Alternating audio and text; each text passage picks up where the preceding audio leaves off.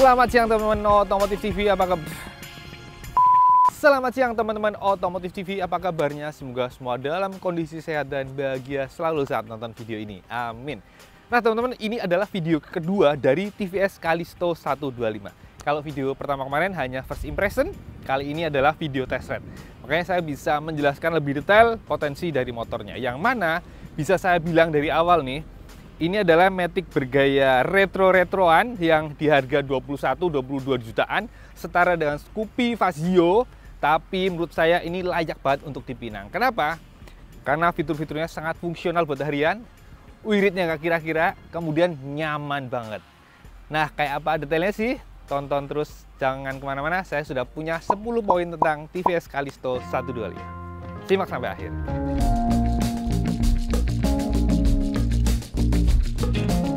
Oke, poin pertama tadi saya sudah ngomong fungsional. Ini punya akomodasi yang gila banget, teman. Jauh lebih mantap dibanding Fazio, Scoopy, bahkan Grand Vilano sekalipun.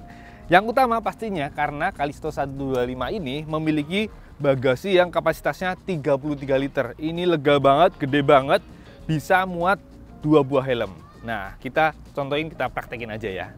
Nah, ini dia teman-teman buktinya ya. Ada 2 buah helm half face, satu Zeus half face, kemudian satunya Nolan N33 Evo. Yang penting konfigurasinya yang belakang agak miring gini nih. Nih, bisa ditutup ya, lihat ya. Tuh, mantep banget. Dan kenapa bisa masuk juga ditunjang ini teman-teman, terobosan di bagian joknya ya nih. Yang mana ininya fleksibel ya tuh, bisa ketekan tuh, bukan fix. Jadi memberikan ruang tambahannya. Ini di motor lain belum ada gini. Ini untuk sebuah Matic murah bisa muat 2 buah helm karena kapasitasnya 33 liter. Nah, kalau cuma satu helm gini, pastinya sisanya bisa buat banyak barang ya. Misal bisa buat naruh jas hujan, sarung tangan dan sebagainya gitu. Dan mungkin teman-teman ada pengen tahu kalau batok helmnya lebih besar muat nggak sih? Oke, saya contohkan dengan helm SMK ya, SMK. Nah, ini batoknya gede banget teman-teman. Nah, ini bisa masuk juga, bisa ditelan. Cuma memang depannya pastinya juga menyisakan ruang yang sedikit lebih sempit ya. Dan ini bisa masuk, kita praktekin aja. Bisa ditelan teman-teman. Tuh, gila ya. Ini pastinya di Fazio, Scoopy, di Grand Vilano belum tentu ya, nggak segede ini. Apalagi Stylo juga kalah untuk ngomongin bagasi. Dan nggak hanya bagasi teman-teman, akomodasi di Callisto 125 ini juga ditunjang beberapa fitur lain. Yang pertama ada ini teman-teman, ada sebuah konsol di bagian kanan bawah stang ini. Lihat, ada tempat buat botol air minum, ini bisa muat 2 botol 600 ml, pastinya mantep ya, lega banget. Kemudian jangan lupa ada gantungan barang di sini. Ini bisa buat bawa barang belanjaan yang kalau lagi nggak dipakai bisa dilipat rapi. Satu lagi ada gantungan barang di sebelah sini teman-teman. Nah, ini juga bisa buat bawa barang bawaan. Nah, ini model yang karabiner gitu ya, jadi barang tidak mudah jatuh gitu. Satu lagi pastinya yang menunjang akomodasi yaitu deck teman-teman. Decknya tuh luas banget, panjang, sehingga bisa naruh barang banyak di sini teman. Galon juga bisa ditaruh di sini. Jadi teman-teman kalau butuh motor yang bisa buat bawa galon ya, bisa beli galon ke depan gitu ke warung, ini bisa banget. Bahkan 2 biji juga bisa, karena emang lega banget gitu teman. Jadi emang fungsional banget akomodasinya. Ini nggak bisa didapat di Fazio, Scoopy, bahkan Grand Vilano sekalipun. Oh ya, tambahan info teman-teman, buka joknya juga praktis ya, beda dengan Callisto 110 yang mesti colok-colok di belakang. Kalau di Callisto 125 ini tinggal puter kontak, maka jok akan bisa terbuka. Cuma catatannya adalah ini joknya beda dengan motor kebanyakan, jadi ketika diputer itu tidak ada bunyi ceklek teman, anteng aja tuh, nggak ada suara. Jadi setelah diputer kita harus tarik ke atas, kalau enggak nih dia akan ngunci lagi, jadi tidak ada suara cetek gitu ya teman-teman, kayak nggak ada kebuka atau enggak gitu. Tuh gitu. Oke, yang kedua seperti tadi saya bilang di awal, ini motor wirid banget teman-teman. Berapa sih konsumsi bahan bakar rata-ratanya? Oke, saya sudah nyoba, sudah ngetes. Ternyata dapat 53 km per liter. Itu untuk 125 cc itu wirid banget teman-teman. Itu sudah saya tes dengan metode full to full ya, 3 kali dapatnya segitu. Dan juga sesuai dengan yang ada di MID, itu juga menunjukkan 53 km per liter. Itu didapat dengan jarak tempuh 800 km lebih teman-teman. Jadi udah anteng banget, angkanya segitu-gitu aja. Dan buat catatan nih, saya bawa motornya itu bukan yang kalem-kalem aja ya. Sering banget gaspol, pokoknya kalau jalan kosong ya gaspol terus. Itu masih dapat segitu. Bayangin kalau bawa motornya kalem ya, pasti bisa lebih irit lagi. Dan 53 km per liter itu artinya sudah ya mirip-mirip dengan Grand Filano, Fazio, atau Scoopy yang emang motor-motor itu yang di set irit ya. Jadi mantep ya. Yang kedua itu bahan bakarnya wirid banget. Jadi dengan kapasitas tangki 5,1 liter sekali isi berarti sekitar bisa 270,3 km. Mantap ya, nggak perlu sering-sering main ke pom bensin. Yang asiknya lagi adalah tangki bensinnya Callisto 125 ini kan ada di depan ya. Sehingga ketika mengisi bensin tidak perlu repot buka jok.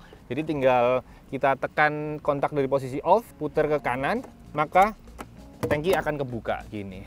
Nah, tapi buat catatan ya, meski tangki di depan, kalau ngisi bensin tetap kita harus turun ya, buat safety dan pastinya etika ya. Itu mantap. Oke, yang ketiga kita ngomongin tentang karakter performa mesinnya. Jadi mesinnya ini 125 cc, SOHC, 2 katup, injeksi, berpendingin udara ya, masih pakai kipas. Tentu saja tersalur ke udara belakang lewat transmisi CVT. Nah, karakter mesinnya ini lebih mirip kayak Fazio atau Grand Filano ya, 125 cc tapi yang kalem teman-teman. Karena itu tadi ngejar biar wirid banget. Nah, kalau dibahas lebih detail, ini motor karakternya adalah di tarikan awal banget ya, berhenti sampai sekitar 30 km per jam itu ngisi tapi kalem ya, smooth gitu. Bukan yang lemot ya, tapi enak ngalir gitu. Tapi catatannya adalah sekitar 20 sampai 30 km per jam itu kayak ada ngredetnya gitu, kayak kalau di Genio atau Scoopy baru itu di kecepatan 40-50 ya, yang ada kayak nyangkutnya dulu. Jadi kayak ada sedikit vibrasi yang kerasa di deck, di jok, kayak ditahan gitu, kayak nggak boleh ngebut. Tapi setelah itu, setelah lewat 40 km per jam sampai 85 itu enak teman-teman, ngacir. Jadi kalau dipakai buat harian itu mesinnya tuh kerasa enteng, smooth, ya cukup bertenaga, halus. Tapi memang bukan yang ngacir banget. Jadi sebenarnya kalau buat harian tuh menurut saya udah cocok banget, pas banget. Dan mungkin bahkan saking mesinnya halusnya, itu TVS sampai nggak perlu ngasih bandul stang teman-teman. Tuh, stangnya polos ya, nggak ada bandulnya. Mungkin karena udah yakin mesinnya halus gitu. Lalu apalagi ya, kalau kita pakai buat harian sih tadi cukupan pas ya. Cuma kalau buat rute luar kota itu memang jadi terasa kurang ya, pas-pasan ya. Karena kalau ngomongin top speed ini mentok hanya sekitar 90-92 km per jam. Untuk sebuah mesin 125 cc emang nggak kenceng ya, bisa dibilang lambat. Tapi itu tadi kan irit banget. Nah, kalau ngomongin akselerasi sudah saya ukur pakai racebook. Ternyata catatan waktunya lagi-lagi mirip-mirip dengan Fazio maupun Grand Filano ya. 125 cc yang kalem tarikannya. Nah, dengan performa mesin yang kalem, apakah aman kuat buat nanjak? Ternyata aman-aman aja teman-teman. Saya udah nyoba ketemu tanjakan curam, berboncengan, tetap nanjak aja meski nggak bisa kenceng ngebut, tapi enteng-enteng aja, naik aja teman-teman. Jadi aman lah.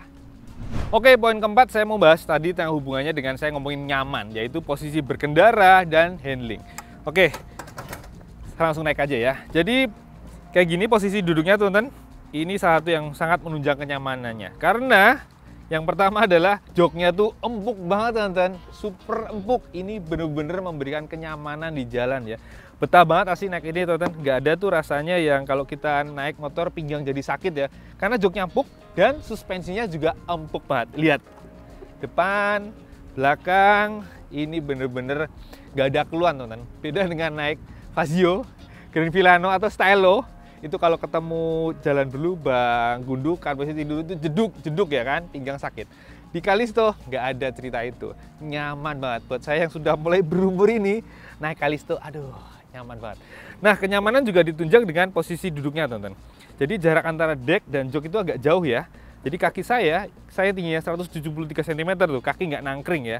Sehingga buat perjalanan lebih dari 1 jam itu nggak ada rasa pegel di paha gitu, karena nyaman. Apalagi tadi decknya lebar banget ya, panjang, jadi kaki bisa maju mundur. Ini saya sepatu ukuran 44 nih, Alpine Star yang waterproof ini. Tuh, ini bisa maju mundur santai, bahkan ke sisi dalam pun bisa. Ini lega banget. Kemudian posisi stangnya sih normal ya, netral-netral aja, nggak terlalu tinggi, nggak terlalu rendah juga. Tapi enaknya adalah hand gripnya tuh model yang gede ya, jadi digenggam tuh mantep. Dan tadi mesinnya tuh minim vibrasi, jadi di stang tuh nggak ada geter-geter teman-teman, jadi menunjang kenyamanan juga. Lalu buat bonceng pun, kalau buat boncengan, ini joknya juga empuk banget teman-teman. Dan positifnya adalah Callisto 125 ini joknya panjang banget teman-teman. Ini panjangnya 790 mm, sehingga ini bisa dibilang super panjang. Pastinya lebih panjang dari Scoopy, Fazio, sehingga buat berboncengan itu nggak ada keluhan ya, nggak ada empet-empetan. Bahkan kalau terpaksa bawa ada anak pun di tengah, ini masih cukup teman-teman. Gitu. Lalu kalau karakter suspensi, karena tadi empuk banget nyaman, ada catatannya tuh saja ya. Kalau kita ngebut, terutama kalau boncengan, ketemu jalan bumpy, emang agak ngayun-ngayun. Tapi nggak parah sih, masih bisa ditolerir. Apalagi suspensi belakang itu kan ada setelan preloadnya ya. Kalau kita bawa beban ya, memboncengkan orang yang lumayan berat, atau teman-teman memang punya bobot badan yang lebih berat dari saya bobotnya 65 kg, setelan preloadnya tinggal lebih dikerasin aja ya. Ini ada 3 setelan, ini posisi standar di posisi kedua, tinggal dikerasin atau dimbukin kalau teman-teman bobotnya lebih ringan dari saya. Gitu. Jadi itu salah satu yang menunjang kenyamanan juga tentang suspensi, handling, dan joknya. Oh ya, kalau ngomongin handling saya tadi belum ngomong. Ini motor bobotnya 109 kg. Bukan enteng banget, tapi juga bukan berat. Ternyata dipakai buat harian ini karakternya masih tergolong lincah banget teman-teman. Penunjangnya adalah selain bobot, ukuran ban ya. Dia pakai ring 12 dengan lebar cuma 90/90 ya, depan belakang sama. Itu memberikan efek yang sangat lincah. Di kemacetan selap slip juga gampang banget, meski motornya tergolong kelihatan gambut ya, India banget. Tapi karakternya masih sangat lincah. Jadi kalau buat dipakai harian, bener-bener deh bikin betah banget teman-teman. Saya rasa saya jadi pengen punya nih buat harian. Oh ya, masih berhubungan dengan handling, salah satu yang asik dari Callisto 125 adalah ground clearance-nya tinggi banget teman-teman. 160 mili ya, itu lebih tinggi 1 cm dibanding Stylo 160. Efeknya adalah mau buat boncengan, mau sendiri, itu aman banget, nggak akan kena polisi tidur teman-teman bawahnya ya. Sama sekali nggak pernah nyangkut saking tingginya. Cuma kalau dilihat dari samping emang agak aneh ya, kayak melompong banget bawahnya, beda dengan Matic-Matic kebanyakan di Indonesia yang biasanya ground clearance nggak nyampe 140 mili. Kesannya lebih ceper, kalau ini kelihatan tinggi banget. Meski secara tinggi jok ini sebenarnya masih cukup ramah ya. Saya tingginya 173 cm tuh. Nampak banget, bahkan masih agak nekuk. Popo yang tingginya 165 cm pun masih mudah menapakkan kaki ke tanah. Karena joknya emang cukup ramping depannya ya. Dan tadi empuk banget. Oke, poin kelima saya mau ngomongin tentang remnya. Callisto 125 ini pakai rem depan cakram 220 mili yang dikawal kaliper 1 piston. Sementara untuk belakang remnya tromol diameternya 130 mili.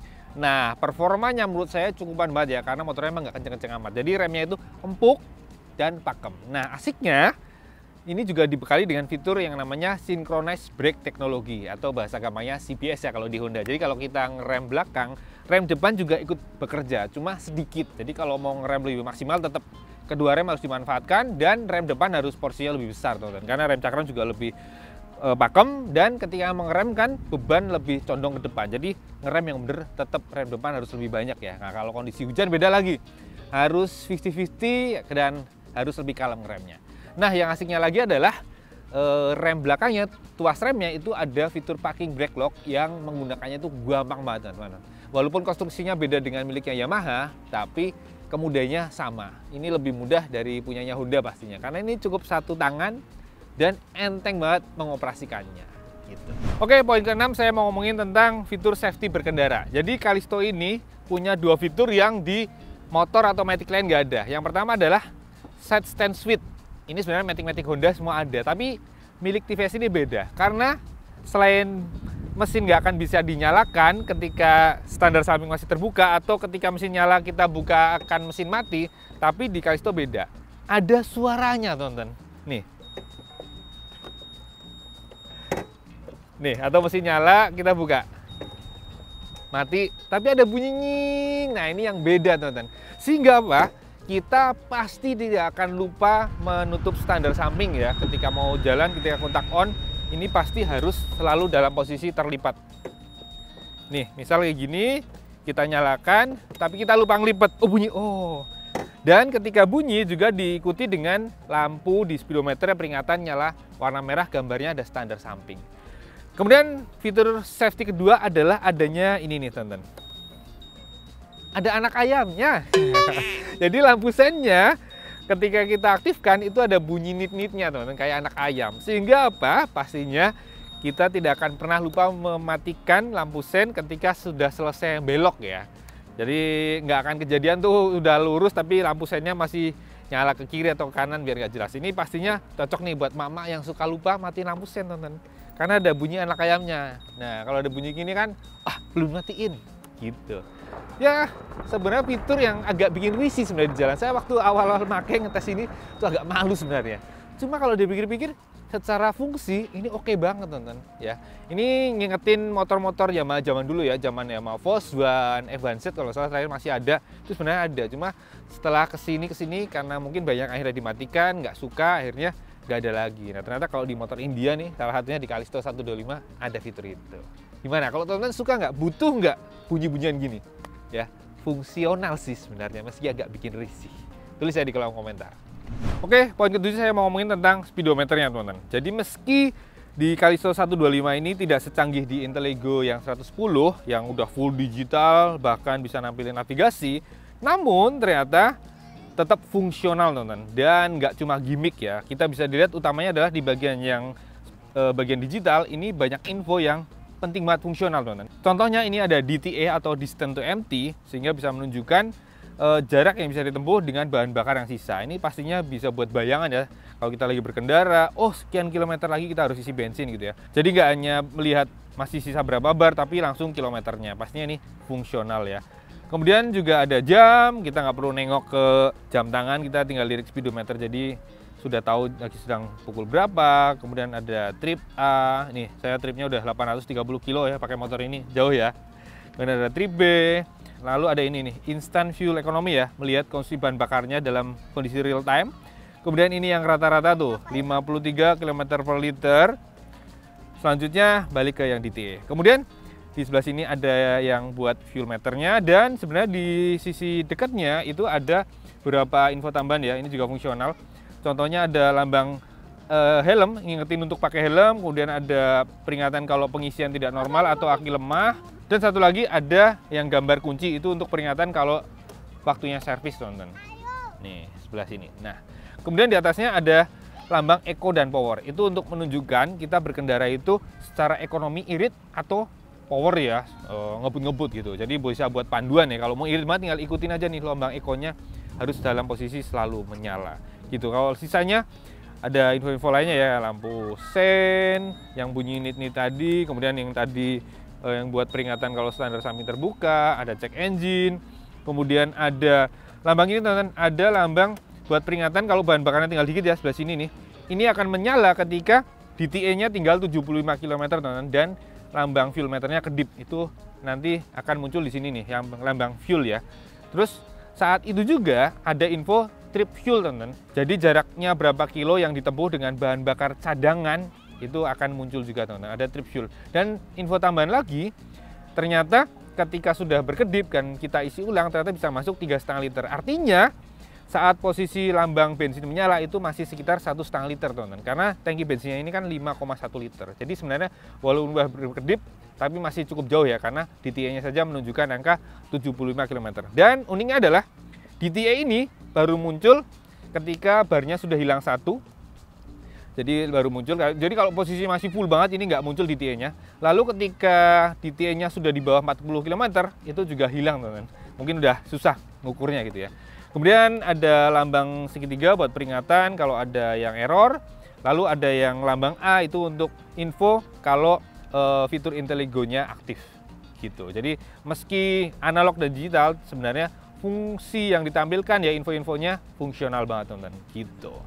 Oke, poin ke-8 saya mau ngomongin tentang Intellego teman-teman. Ini adalah fitur yang kalau di Honda itu ISS ya, idle stop system, dan kalau di Yamaha ada stop and start system ya, atau SSS. Nah, di Callisto 125 ini ada ya, kayak yang ada juga di Callisto 110 Intellego.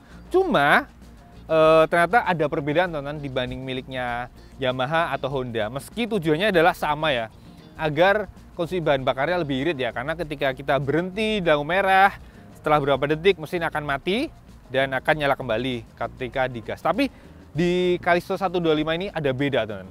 Yang pertama adalah berhenti matinya itu kayak Yamaha ya, sekitar setelah 5 detik berhenti baru mati. Dan ini mau habis ngebut maupun pelan-pelan itu tetap sekitar 5 detik kemudian baru mati ya.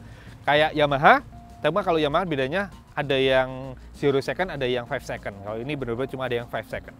Kemudian perbedaan kedua adalah menyalakannya teman-teman. Ini beda banget dengan Honda maupun Yamaha. Kenapa? Karena harus ada 2 step. Kayaknya lebih buat safety ya, keamanan. Mungkin takutnya ketika ada yang anak-anak mancing di depan, lagi berhenti, mesin mati, ESS-nya aktif, kalau di Honda digas gitu takutnya nyala. Nah kalau ini safety-nya ada dua teman-teman.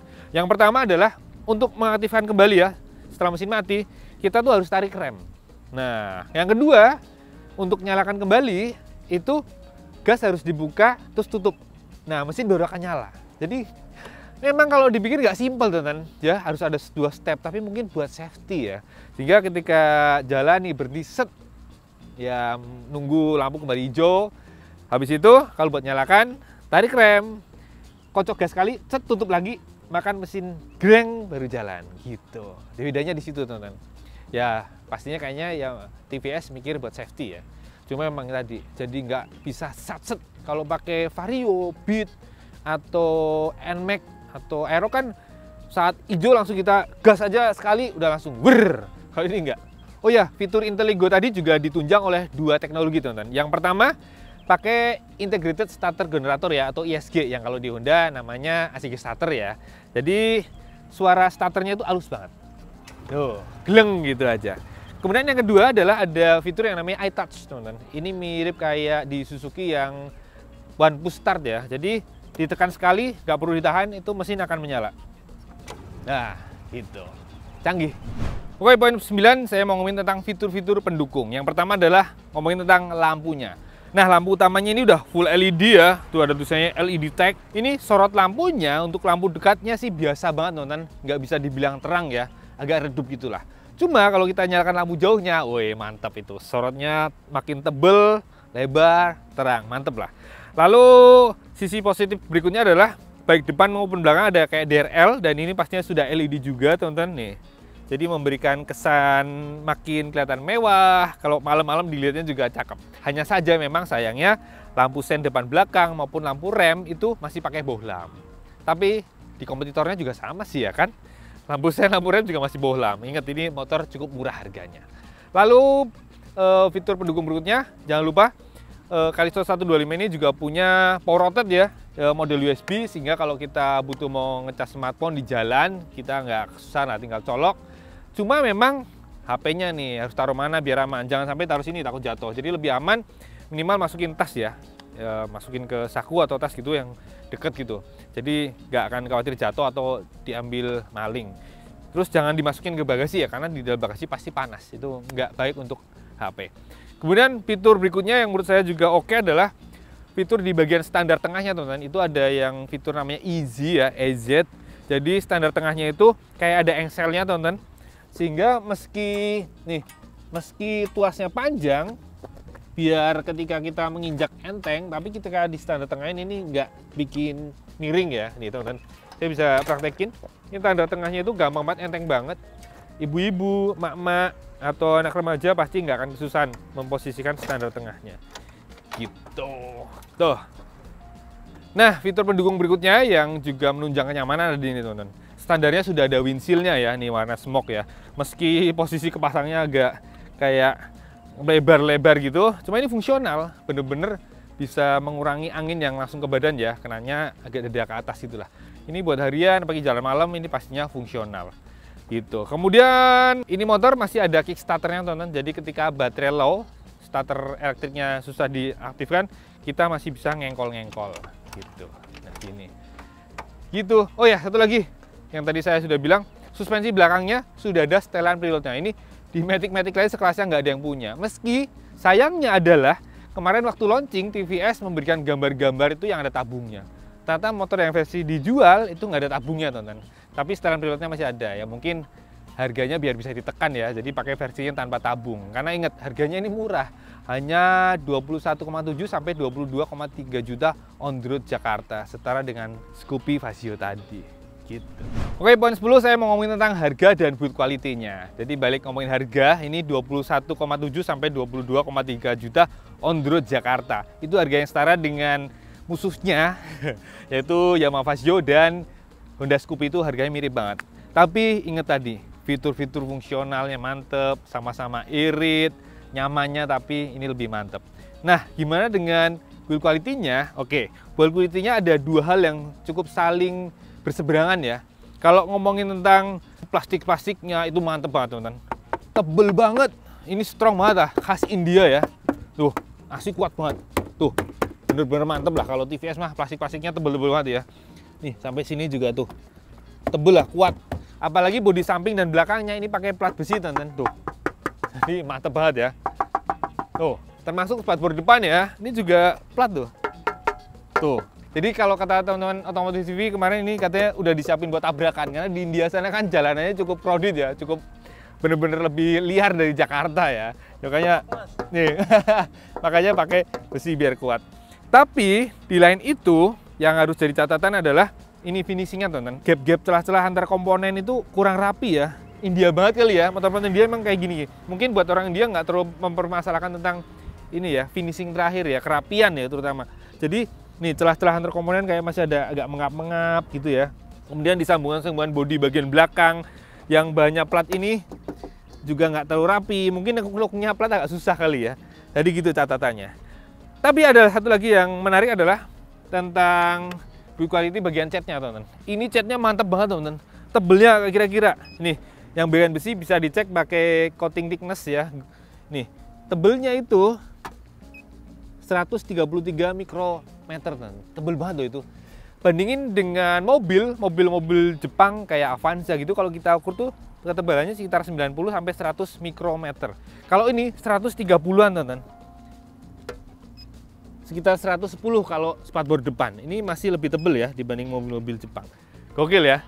Jadi catnya mantep banget ya. Dan kelihatan ya, finishingnya, pernisnya pun kelihatan cukup tebal ya. Jadi di garis-garis pakai kuku pun tuh aman, nggak gampang baret gitu, mantap. Nah, minus berikutnya itu saja tentang jaringan dealer ya, teman-teman. Jadi TVS itu memang masih sedikit ya, belum semua kota besar itu ada, sehingga kalau mau beli itu buat teman-teman di daerah beberapa tempat itu masih susah, jauh gitu. Tapi di balik itu yang menarik dari TVS adalah tentang spare part. Meski mereka jaringan dealernya sedikit, tapi untuk spare part menarik nih, karena bisa pesan secara online. Bisa via WhatsApp atau bisa via website. Harganya pastinya ya normal lah ya. Asiknya adalah ternyata bebas ongkir, teman-teman. Jadi meski teman-teman tinggal di Papua atau Maluku atau Sumatera atau mana, itu bebas ongkir kemanapun. Jadi untuk lebih memudahkan ya kalau butuh spare part, meski jaringannya sedikit atau toko spare part yang sedia partnya TVS ini nggak ada, tapi dimudahkan oleh pabrikan dengan menyediakan pemesanan secara online dan gratis ongkir. Oke, jadi itu dia, teman-teman, 10 poin hasil test ride dari TVS Callisto 125 ini. Jadi tadi seperti saya bilang di bagian pembukaan, 3 hal utama yang paling mantep dari Callisto ini adalah yang pertama, nyaman banget. Kemudian akomodasinya mantap banget, lalu wirid banget. Sisanya tambahan-tambahannya juga pasti mendukung untuk membuat menarik membeli Callisto 125 ini dibanding ambil Scoopy atau Vario. Jadi gimana? Apa teman-teman ada yang berani ngambil, berani tampil beda? Meski sebenarnya jujur saya sendiri pun kalau lihat desainnya ini emang nggak Indonesia banget ya. Ini India banget, bodinya gede, gendut-gendut, tapi banyak ring kecil-kecil, jadi kayak nggak proporsional. Tapi setelah naik, itu bakalan tahu nikmatnya, enaknya naik motor ini, teman-teman. Akan lupa dengan tampangnya yang belum Indonesia banget, yang enak dilihat. Tapi setelah dinaikin tuh enak banget, itu yang bikin betah, itu teman-teman. Oke, itu aja video kali ini. Terima kasih buat yang sudah menonton dari awal sampai akhir. Jangan lupa like kalau suka dengan video ini, subscribe buat yang teman-teman belum subscribe. Lalu jangan lupa juga nyalakan tombol loncengnya biar tidak ketinggalan video terbaru dari kami. Dan jangan lupa juga follow IG kami Otomotif_TV. Mampir juga ke www.otomotifnet.com untuk info-info terbaru tentang dunia otomotif. Oke, sampai jumpa di video berikutnya. Jangan lupa pakai helm motor.